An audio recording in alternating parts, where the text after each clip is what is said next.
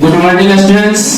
आज मैं समतल दर्पण का जो शेष बचा हुआ बात था आज उसका मैं चर्चा करूंगा। तो स्टूडेंट्स में बात करता हूं समतल दर्पण की विशेषताएं। तो पहला नंबर है कि सबसे पहले मैं समतल दर्पण के बारे में उसके जो प्रतिबिंब की विशेषताएं होती है वो मैंने बता दिया था इससे पहले वाला वीडियो में। तो आज जब दो समतल दर्पण को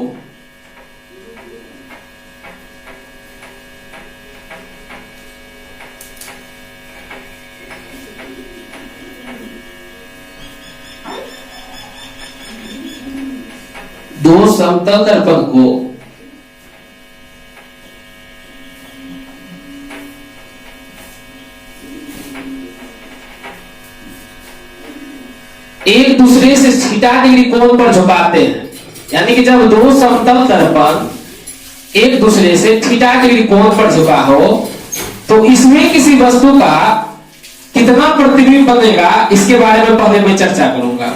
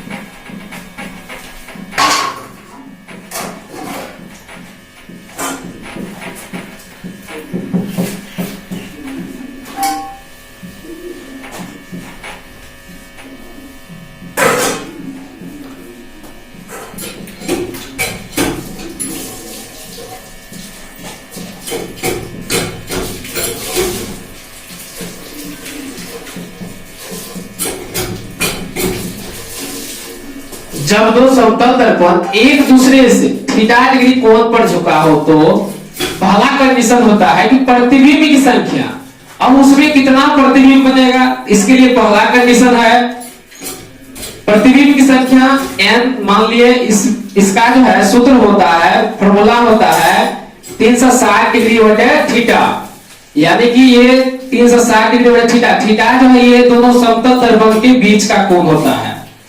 तो आंसर इसका जो है वैल्यू आना चाहिए किसमें, विषम संख्या, यानी कि इसका जो मान आएगा आंसर जो आएगा वो विषम संख्या होनी चाहिए। 1 3 आना चाहिए, 5 आना चाहिए, तो ऐसे आएगा तो वो वही आंसर हम लोग मान लेते हैं। फिर दूसरा कंडीशन है कि प्रतिबिंब की संख्या बराबर यही सूत्र है 360 डिग्री बटे थीटा, लेकिन इसमें एक घटाते हैं।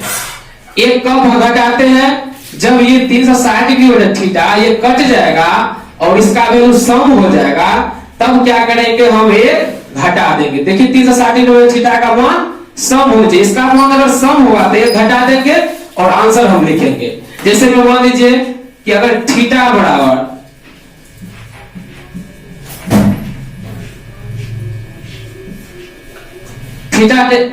इतना दिया रहे तो हम सूत्र लगाएंगे n बराबर 360 बटे थीटा।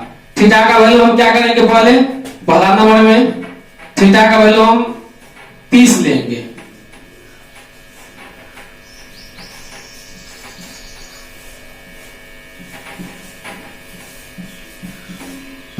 12×3=36। ये देखिए 12 जो आया है ये है सम संख्या, तो हम क्या करेंगे, जब इसका वैल्यू 360 डिग्री बटे थीटा का वैल्यू सम आता है तो उस कंडीशन में एक घटा देते हैं। इसमें क्या करेंगे, एक घटा करके आंसर लिख देंगे। तो मेरा आंसर हो जाएगा 11। फिर दूसरा है थीटा का दिया हुआ मान 40 डिग्री, तो n बराबर 360 40 लेंगे। ये हो गया 9।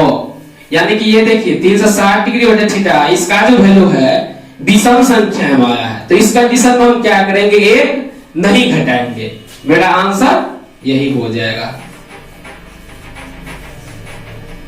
फिर अगला है n बराबर 360 डिग्री बटे ये 50 लेंगे।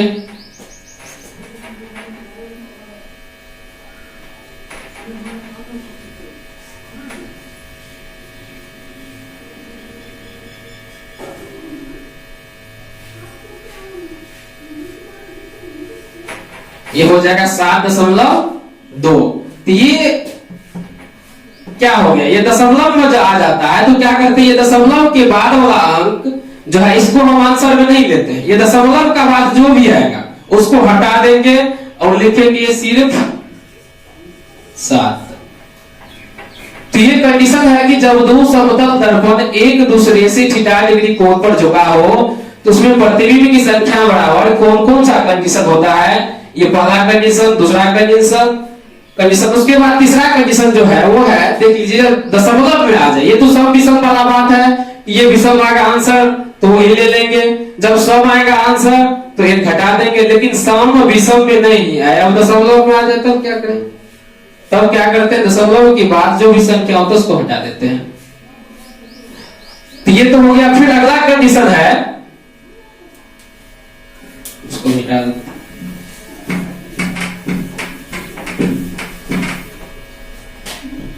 फिर अगला है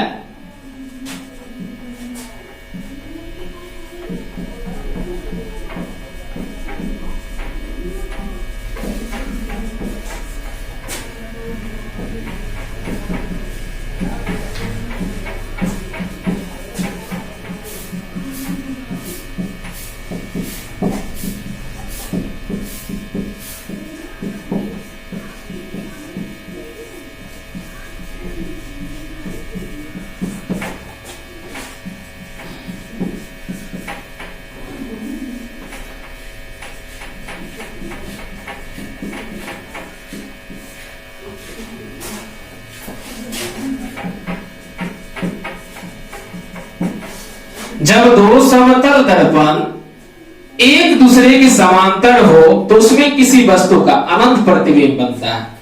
जैसे समांतर में देखिए एक समतल दर्पण इधर से ले लिए हैं,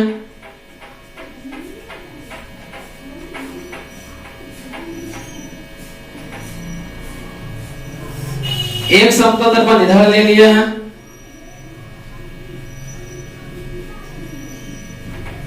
अब ये दोनों क्या है, एक दूसरे क्या है, समांतर। समांतर का मतलब होता है कि यहां मान लीजिए इस पॉइंट पे बात करते हैं, ये दोनों के बीच का दूरी जितना होगा उतना ही यहां भी होगा, यहां भी होगा, हर जगह क्या होगा, दोनों के बीच का दूरी जो है वो समान होगा।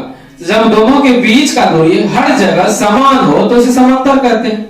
जब इस कंडीशन में दो समतल दर्पण रहेगा तो इसमें अगर किसी वस्तु का, अगर मान लीजिए यहाँ पे एक वस्तु रख दी है, या हम अपना ही मान लीजिए हम वस्तु है, हम ही गए इसमें अपना प्रतिबिंब देखने के लिए, इसमें कितना प्रतिबिंब बनता है, तो उसमें किसी वस्तु का अनंत प्रतिबिंब यानी अनगिनत प्रतिबिंब बनता है। इसका प्रैक्टिकल आप सैलून में जाके कर सकते हैं। ना ही सब देखते हैं कि दोनों दीवार में, इस दीवार में भी उस दीवार में, दोनों दीवार में जो है समतल दर्पण लगाए रहते हैं और बीच में जो है किसी भी व्यक्ति का दाढ़ी बनाते हैं या बाल बनाते हैं, तो उस कंडीशन में आप देखेंगे कि वहां ढेर सारा प्रतिबिंब आपका दिखाई देता है।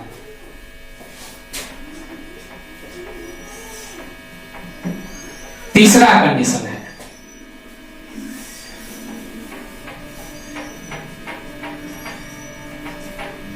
कि ये एक वस्तु है, समतल दर्पण के सामने एक वस्तु है, ये क्या करेगा, दर्पण की तरफ भी वेग से जाएगा। ये जो है दर्पण की ओर भी वेग से जाएगा।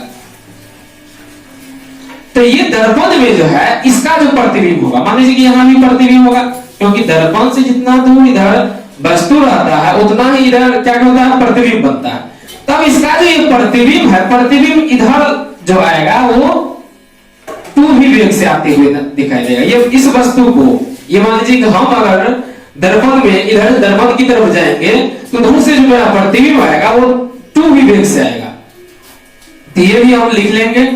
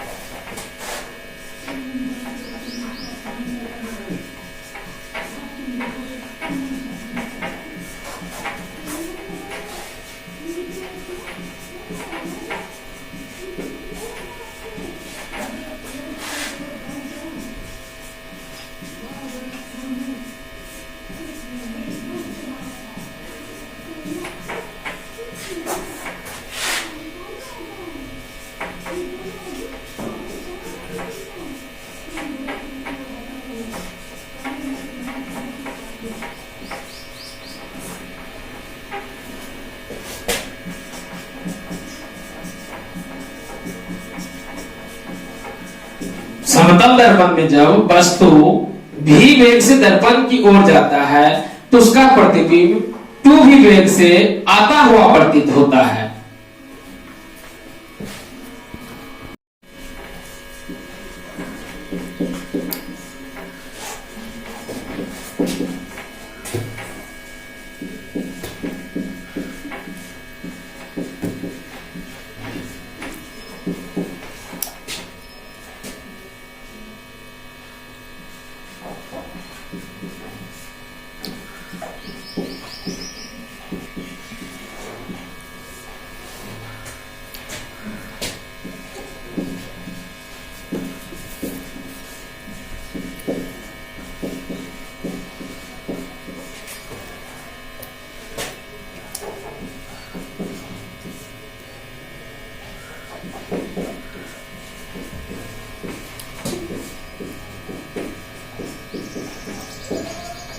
नीचे गिरा।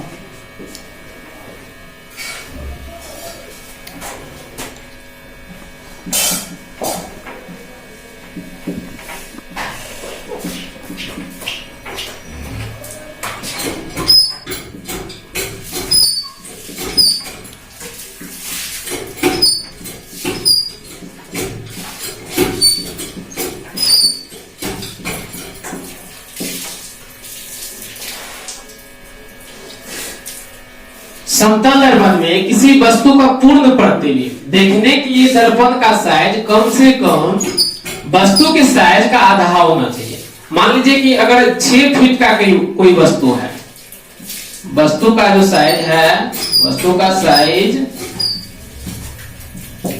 6 फीट है या 6 मीटर है मान लेते हैं, तो अब इसका जो हम पूरा प्रतिबिंब देखना चाहेंगे तो कम से कम जो है दर्पण का जो साइज होनी चाहिए इसका आधा होना चाहिए। तो दर्पण का साइज कितना होगा,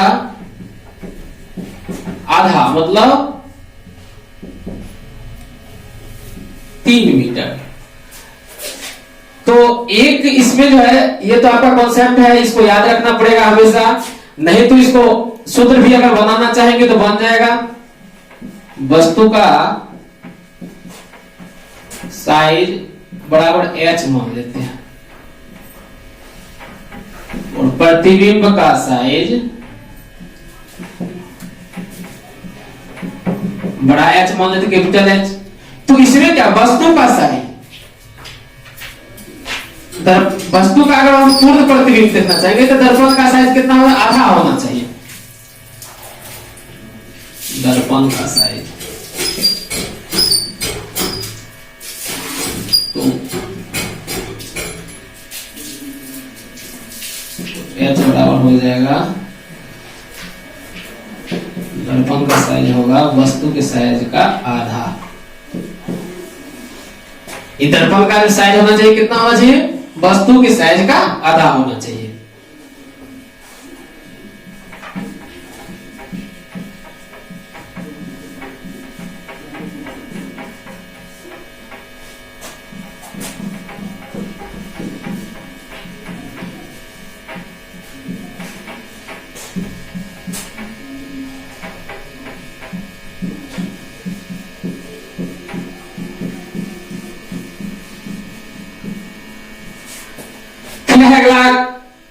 पॉइंट की समतल दर्पण की फोकस दूरी अनंत होती है। समतल दर्पण का जो फोकस दूरी होता है कितना होता है? अनंत होता है।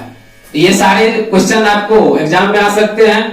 फिर मैं अब जो है समतल दर्पण से संबंधित जो भी पॉइंट था वो क्लियर हो गया, वो समाप्त हो गया। अब बात करेंगे आगे हम नेक्स्ट वीडियो में गोलीय दर्पण के बारे में।